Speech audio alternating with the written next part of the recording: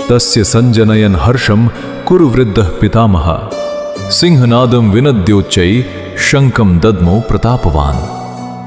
श्रीमद् भगवत गीता के अध्याय 1 श्लोक 12 में कुरुवंश के सबसे वृद्ध और प्रतापी पितामह भीष्म राजा दुर्योधन के हृदय के संशय और भय को समझ जाते हैं। उसे हर्षित करने के लिए उन्होंने सिंह की गर्जना के समान बड़े जोर से गरज कर अपना शंख बजाया। इस दृश्य की गहराई को समझिए।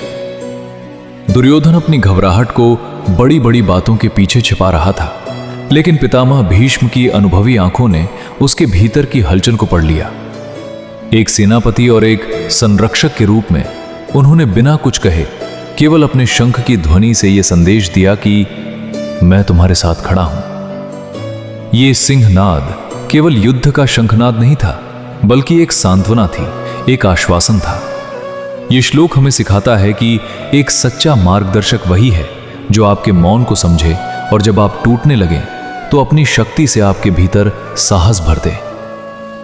आज का जीवन दर्शन हमें उत्साह और समर्थन की सीख देता है। हमारे जीवन में भी कई बार ऐसे क्षण आते हैं जब हम भीतर से डरे होते हैं, भले ही हम बाहर से कितने भी मजबूत दिखें। उस समय हमें किसी ऐसे व्यक्तित्व की आवश्यकता होती है जो अपनी उपस्थिति से हमारे डर को दूर कर सके। याद रखिए, अगर आप किसी के संरक्षक हैं, चाहे वह आपका छोटा भाई हो, मित्र हो या आपका कोई साथी, उनकी खामोशी को पढ़ना सीखें।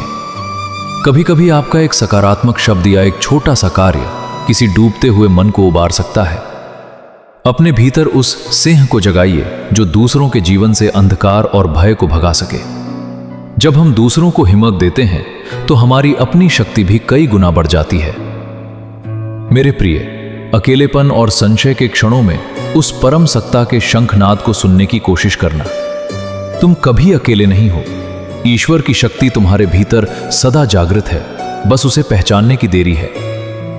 ज्ञान की इस गूंज को कल फिर महसूस करेंगे, तो मिलते हैं कल सुबह ठीक 6 बजे। राधे राधे।